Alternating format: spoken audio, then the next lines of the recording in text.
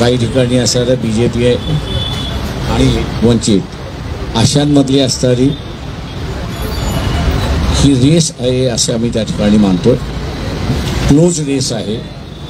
मीही दावा करू शकत नाही की आम्ही असणारं त्या ठिकाणी जिंकू असं, पण जो कोणी जिंकेल तो माझ्या दृष्टीने असणारं 25,000 मताच्या आतमध्ये राहील असं एकंदरीत पहिल्या आणि दुसऱ्या राऊंडचं मला असणारं चित्र त्या ठिकाणी दिसतंय. त्याच्यामुळे उरलेले जे आहेत राऊंड त्याही पद्धतीने असणारे चालतील अशी असणारी परिस्थिती आहे. कमिटेड वोटर हा जो काढू शकेल त्याचा विजय आहे असं मी त्या ठिकाणी मानतोय. आणि कमिटेड वोटर हा काँग्रेसकडे पण आहे असं एकंदरीत त्या ठिकाणी दिसते. तर का अकोल्यामध्ये सुद्धा मी असं पहिल्यांदा असं बघितलं की काँग्रेसने नॉन मुस्लिम उमेदवार देऊन त्यांचा जो हिंदू कमिटेड वोटर होता तो बॅक टू काँग्रेस गेलेला मला असं त्या ठिकाणी दिसतोय. ही एक परिस्थिती आहे. त्याच्यामुळे काँग्रेसचा मतदार आहे असं मी त्या ठिकाणी मानतोय. त्यांचंही परफॉर्मन्स चांगलं होतं. एक दुसरी जी आहे त्याच्यामध्ये ज्यांनी कोणीही लक्षात घेतलेलं नाही, काँग्रेस आणि शिवसेना या दोघांमधला असणारा फार मोठ्या प्रमाणात वोट ट्रान्सफर होत नाही अशी असणारी परिस्थिती आहे. आणि म्हणून आपण आता शिवसेनेने काँग्रेसचा हिंदू मतदार हा असणारा ट्रान्सफर होत नाही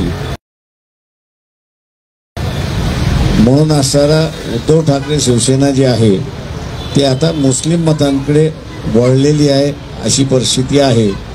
आणि त्यांना ते असणारं की आम्ही काँग्रेस बरोबर आहोत, तुम्ही आम्हाला मतदान द्या अशी असणारी परिस्थिती आहे. परंतु मुस्लिम कार्यकर्ता हा त्यांना असणारा त्या ठिकाणी विचारतोय की निवडणूक झाल्यानंतर तुम्ही असणारा काँग्रेस बरोबर विधानसभेमध्ये राहणार आहात का याचा खुलासा करा. अजूनपर्यंत असणारा तो खुलासा झालेला नाही अशी एकंदरीत परिस्थिती त्या ठिकाणी दिसते. आणि म्हणून तोही तिथला असणारं एक टेन्शन आहे अशी असणारी परिस्थिती आहे. तिसरी त्या या निवडणुकीमधली सगळ्यात महत्त्वाचा बाब की त्याच्याकडे इग्नोर केला जाते असं मी त्या ठिकाणी मानतोय. आणि ते म्हणजे एकनाथ शिंदे वर्सेस उद्धव ठाकरे अशी निवडणूक एकंदरीत आपल्याला काही 12 मतदारसंघामध्ये 12 कॉन्स्टिट्युन्सीजमध्ये त्या ठिकाणी दिसते. या मतदारसंघामध्ये वंचितला प्रचंड मोठा असणारा फायदा होताना असणारा त्या ठिकाणी दिसतोय. त्याचा सेक्युलर मतदार जो आहे तो सेक्युलर मतदार असणारा मग तो राष्ट्रवादीचा असेल किंवा काँग्रेसचा असेल तो असणारा आमच्याकडे शिफ्ट होताना आम्हाला या निवडणुकीपुरता त्यामध्ये तो पार्टी म्हणून शिफ्ट होत नाही परंतु मतदारापर्यंत शिफ्ट होताना त्या ठिकाणी दिसतोय. आणि म्हणून मी असं म्हणतो या ठिकाणी की सगळ्याच ठिकाणच्या ह्या निवडणुका फार मोठ्या प्रमाणात असं त्या ठिकाणी मानतोय. तर हा जो मुसलमानांनी उपस्थित केलेला प्रश्न जो आहे शिवसेनेला की तुम्ही विधानसभेमध्ये काँग्रेस बरोबर राहणार आहात का किंवा उद्या तुम्ही असणारा BJP बरोबर जाणार नाहीत, हा जो शिवसेनेच्या उमेदवारांना विचारला जाणारा प्रश्न जो आहे त्याचा असणारा अजून समाधानकारक उत्तर कुठे असणारं मिळताना दिसत नाही आहे. आणि म्हणून मी असं म्हणतो की 48 जागा या क्लोज रेसच्या जागा आहेत असं मी त्या ठिकाणी मानतो. निवडणुकीचे निकाल मी जसं म्हणालो की सरप्रायझिंगली सुद्धा असू शकतात अशी परिस्थिती आहे. आपण आता विचारा.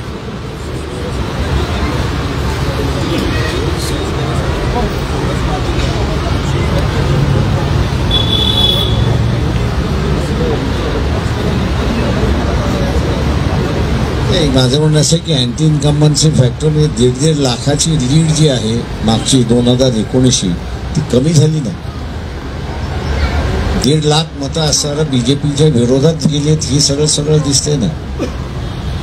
त्याच्यामधनं त्यांना असणारं सेव्ह करून आपल्या कॉन्स्टिट्युन्सीज वाचवल्या पाहिजेत अशी परिस्थिती आहे.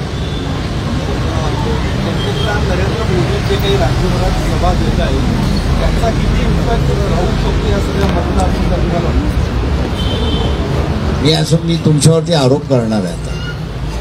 याचं कारण की तुमचे मालक जे आहेत ते मोदींना वाचवायला निघालेले आहेत. 10-15 मिनिटं झाल्यानंतर मोदींच्या सभेमधून किती माणसं बाहेर पडतात याचं तुम्ही दाखवतच नाही आहात. त्याच्यामुळे तुमचा मालक असताना मोदींना वाचवायला निघालेला आहे ही माझा आरोप आहे त्याच्यामध्ये. त्याच्यावरूनच मी जे म्हणतोय डिझोल्युशन जे आहे ते मोठ्या प्रमाणात डिझोल्युशन आहे. आणि 2 फॅक्टर जे आहेत ते फार मोठ्या प्रमाणात हा जो मोदींकडे वळलेला जो मतदार आहे त्याच्यामध्ये असणारं काम करते.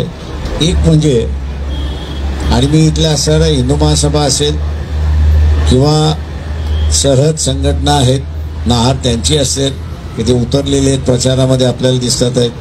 त्याच्याच बरोबर एकट्या असणाऱ्या संघाचे जे कार्यकर्ते आहेत त्यांनाही माझं असणारं आव्हान आहे की 2014 ते राज्यसभेमध्ये उत्तर देईपर्यंत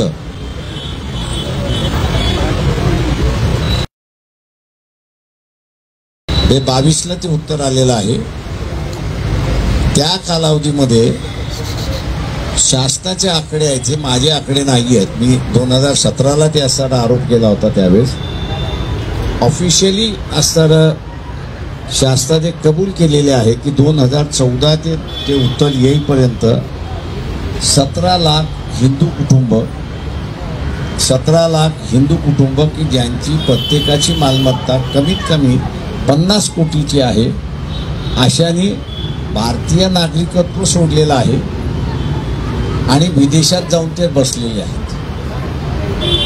तेव्हा आता असणारा हा जो यंगर जनरेशन जो डिझोल्यूज झालेला आहे तो असणारा विचारतोय की हा जो मायग्रेट झालेला म्हणजे नागरिकत्व सोडून जो मायग्रेट झालेला आहे, नुसता मायग्रेशन आपण असणारा समजू शकतो की तो नंतर येऊ शकतो परत, पण ज्यावेळेस तो नागरिकता सोडतोय आणि दुसऱ्या देशाची नागरिकता घेतोय तर हा नवीन जनरेशन जो आहे तो नवीन जनरेशन याचं डिबेट करतोय की इलेक्ट्रल बॉन्ड याची सक्ती या सगळ्या कुटुंबांवरती केली होती का, आणि ती सक्ती सहन होत नाही आणि उद्या आपल्याला असणारं प्रोटेक्शन मिळावं म्हणून नागरिकत्व सोडून दुसऱ्या देशाचे नागरिकत्व विकत घेऊन आपलं असणारं प्रोटेक्शन करायचं का, हा मला वाटतं असणारा आहे. आणि याच्या संदर्भातलं मोहन भागवत यांनी विधान केलेलं असताना अधिक चांगलं मी त्या ठिकाणी मानतोय. तर का ही सगळी मंडळी जी आहेत एका अर्थाने मी असणारं म्हणणार आहे की हिंदू समाजाचे असणारे स्वतःला ठेकेदार त्या ठिकाणी म्हणतात आहेत आणि ज्यांनी नागरिकत्व सोडलेलं आहे ते सगळेजण हिंदू आहेत अशी असणारी परिस्थिती आहे. हा एक मुद्दा या यंगर जनरेशनच्या माइंडवरती प्रचंड मोठ्या प्रमाणात प्ले करतोय अशी परिस्थिती आहे. आणि दुसरा जो प्ले करतोय तो म्हणजे की मोदीने 2014 साली ज्यावेळेस पंतप्रधान झाले त्यावेळेस आपल्या डोक्यात जे GDPलाचं असणारं जे कर्ज आहे ते 100 रुपयातलं 24 रुपये असणारं कर्ज आहे त्या ठिकाणी होतं. मोदी आज ज्यावेळेस इलेक्शनला गेलेत त्यावेळेस हे 100 रुपयाचं कर्ज हे 84 वरती गेलेलं आहे. आणि वर्ल्ड बँक असं म्हणत आहे की 2026ला हे 96 रुपयेवरती जाईल त्या ठिकाणी. म्हणजे शासनाला फक्त 4 रुपये वापरायला मिळतील 100रातली अशी परिस्थिती आहे. तेव्हा अशा असणाऱ्या पंतप्रधानाला आपण कॅरी करायचं का, हा यंगर जनरेशन पुढे असणारा मोठा प्रश्न असं मी त्या ठिकाणी मानतोय. आणि त्याचं उत्तर मोदी कुठल्याही सभेमध्ये देत नाही आहेत. त्यांनी असणारं आत्ता ज्याला आपण म्हणता येईल की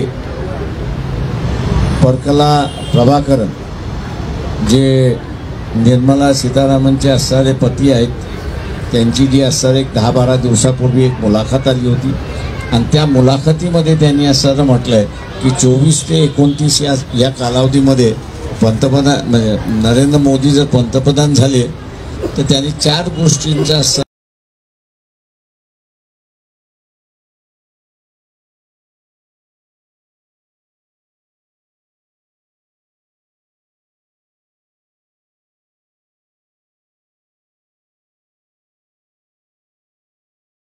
त्याच्यावर उल्लेख केला होता आणि तोही त्यांच्या याच्यावरती आहे. पहिलं डेमोक्रेसी संपेल, दुसरं निवडणुका होणार नाहीत, तिसरं संविधान आणि चौथं विधान फार भयानक होतं त्यांचं, आणि ते म्हणजे की गल्ली गल्लीमध्ये तुम्हाला मणिपूर घडणारा त्या ठिकाणी दिसेल. या ज्या गोष्टी आहेत ह्या यंगर जनरेशनच्या तो हाऊस पोस्ट करून जगणारा क्लास आहे त्याच्यावरती प्रचंड मोठ्या प्रमाणात असणारा आघात होतोय. मोठी बाब अशी त्या ठिकाणी मानतो. आणि मी एक फक्त आहे की काँग्रेस या गोष्टीवरती या गोष्टी एक्सप्लॉइट करायला पूर्णपणे फेल्युअर झालेली आहे. उद्धव ठाकरे सुद्धा ह्या गोष्टी एक्सप्लॉइट करायला त्या ठिकाणी फेल्युअर झालेले आहेत. शरद पवारांचा उल्लेखच करत नाही या ठिकाणी, कारण का रेलेव्हन्स फार आता राहिलेला नाही बारामतीशिवाय. आता ही हायलाईट वंचितच त्या ठिकाणी करते, दुसरं कोणीच करत नाही आपल्याला दिसतंय.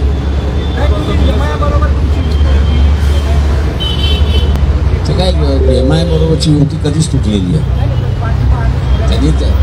आम्ही त्याला असं प्रतिसाद दिलाय का? पुण्याचं बोलू आपण. पुण्यात वंचित उमेदवार मोरे आहेत, बाहेरचे उमेदवार असा एक आरोप. काही आरोप होऊ दे ना, मतदार त्याचं उत्तर देतील.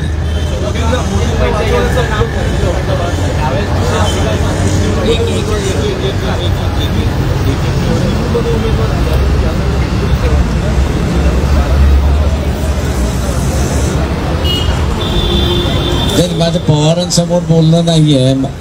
एक तर सुप्रिया सुळे स्वतःच आल्या होत्या. दुसरं जे आहे ते JN पाटील जे आहेत त्यांनी असताना महाराजांना ज्यावेळेस कोल्हापूरला असताना पाठिंबा द्यायचं हे आलं होतं, त्यावेळेस त्यांनी असं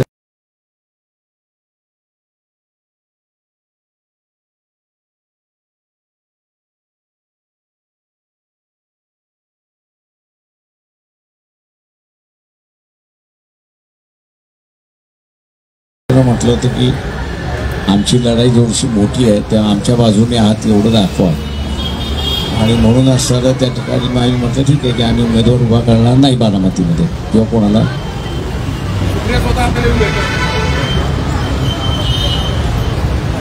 आता वेळ काळ विचारू नका, नुसतं इमोशनली बघतो असं नाही, तर त्याच्यामधला एक पॉलिटिकल सेन्स सुद्धा आम्ही असं त्या ठिकाणी पाहतो. आणि त्याच्यामुळे आम्हाला असताना आमच्या पुढच्या राजकारणामध्ये उमेदवार न देऊन आपण असताना काही भागू शकतो राहत येस, आणि त्याच्यामुळे आम्ही ठरवलं की उमेदवार द्यायचा.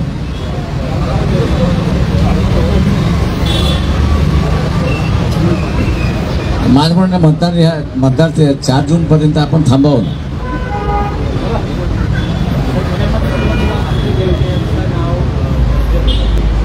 ते मी स्वतःच केलं होतं.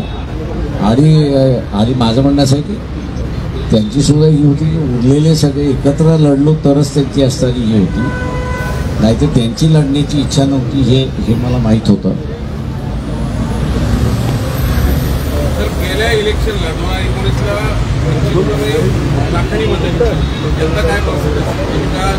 आणि आमचं खातं उघडून एवढे निश्चितपणे सांगतो. कोणत्या मतदारसंघातून खाता उघडायचा आहे? 4 जूनला आपण त्याची चर्चा करू.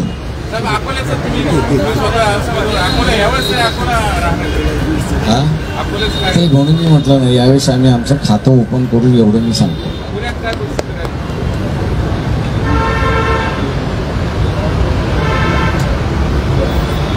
पुण्याची परिस्थिती अशी आहे की एक फॅक्टर तुम्ही सगळ्यांनी कोणीच लक्षात घेतला नाही. कुसुम मोरेंचा असताना जो सगळ्यात जमेची बाजू आहे ती म्हणजे आझादांची त्यांची असणारी जमेची बाजू आहे, भोंग्याची असणारी. त्याच्यामुळे मुस्लिम हा जो आहे हा पूर्णपणे वन साइडेड जाईल अशी माझी आत्ता तरी माहिती आहे.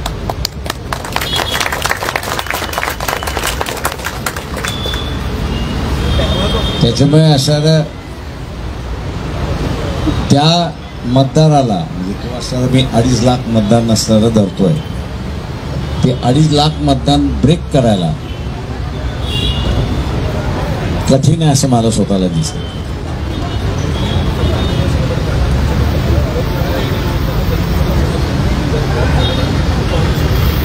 ते काँग्रेस विधानसभेला सुद्धा आणि दुसरं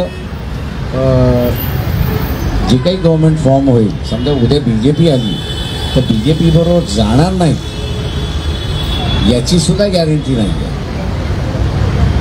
त्याला एकंदरीत जे आहे कल्याण मतदारसंघ, आपण जो मुख्यमंत्र्याचा मतदारसंघ आणि दोघांचं हार्ड वय म्हणून असं असतं त्या ठिकाणी मान्य केलं जातं. त्या ठिकाणी वैशाली राणे यांना जी उमेदवारी देण्यात आलेली आहे ते अत्यंत वीक उमेदवार देण्यात आलेला आहे असं त्या ठिकाणी मानलं जातं. आणि म्हणूनच मुस्लिम समाज त्या मतदारसंघात फार मोठ्या प्रमाणात आहे, नाही असं नाही. तेव्हा तेच असं विचारत आहेत की ज्यांच्याशी यांचा हार्ड वैरी आहे तिथेच एकदम वीक उमेदवार देणं याच्याच वरनं असणाऱ्या शंका निर्माण झालेल्या आहेत आणि म्हणून मुस्लिम समाज तिथं विचारतोय अशी परिस्थिती आहे.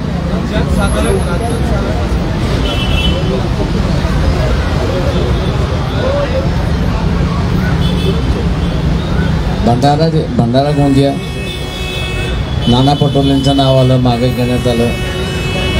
नागपूरमधला रामटेकमधला सर उमेदवार जो आहे तो रामटेकमधला उमेदवार ज्याला आपल्याला म्हणता येईल की कास्ट व्हॅलिडिटी टिकणार नाही दिसत होतं, दिलं, पुन्हा मागे झालं. त्याच्यानंतर असं ज्याला आपल्याला म्हणता येईल की यवतमाळ वाशिम मतदारसंघ जो आहे, एकनाथ शिंदेकडून ज्यावेळेस भावना गवळी येत नाही असं ज्यावेळेस जाहीर झालं त्यावेळेस ती एक संधी होती की चांगली सीट उद्धव ठाकरे यांना असं देऊन ती जिंकण्याची, पण तेही त्या ठिकाणी दिसलं नाही. त्याच्यानंतर नांदेडची आहे त्याला असं दिसतंय, बुलढाण्याची आहे की जिथे मला असं दिसतंय, रावेर आहे, जळगावसुद्धा त्याच कॅटेगरीमध्ये येते ना. तर अशा असणाऱ्या अनेक कॉन्स्टिट्युन्सीज आहेत की तिथे चांगले कॅन्डिडेट तुम्ही फील करू शकत होतात ते उभे केले नाही. परंतु जे लढू शकत नाहीत असेच असणारे उमेदवार तुम्ही उभे केले. म्हणजे नांदेडचे असणारे चव्हाण माणूस फार चांगला आहे, त्याच्या बाजूने उभा राहीन अशी परिस्थिती आहे, पण मेडिकली हीच अनफिट, त्या मतदारसंघामध्ये ते फिरू शकत नाही अशी परिस्थिती आहे.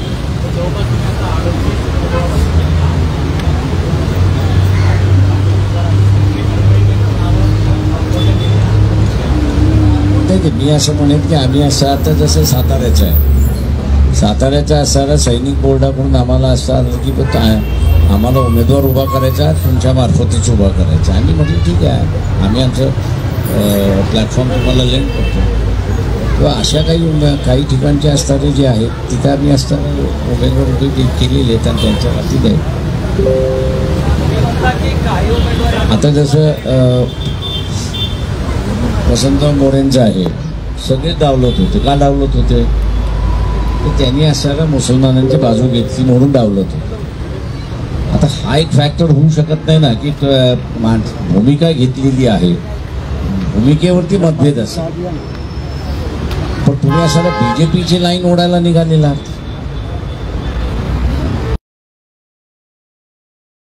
एक्सक्लुजनचं राजकारण तुम्ही करा, म्हणजे वगळण्याचं राजकारण तुम्ही करायला लागलेला.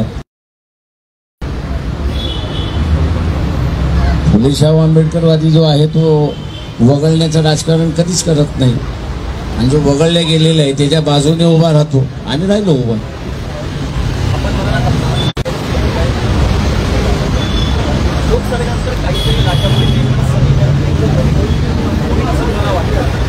मी एवढं म्हणेन की राग हा असणारा आत्ताच्या सरकारच्या विरोधात आहे असं मी त्या ठिकाणी मानतो.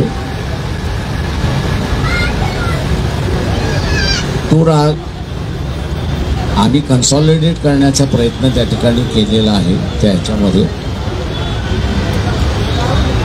आणि त्याच पद्धतीने जे प्रत्यक्ष उमेदवार आहेत त्यांनीही केलेलं आहे. त्याच्यामुळे मी असं म्हणतो की इथं असणारी ही रेस फार क्लोज रेस आली. बघायचं फक्त आहे की त्याच्यामधलं असं आता याच्यामध्ये काय परिणाम होतोय. म्हणजे 400वरनं आपण बघत असाल की सर्वे 300वरती आली आणि आता असणारा सर्वे जे आहे ती 300पेक्षा कमी दाखवत आहेत अशी परिस्थिती आहे.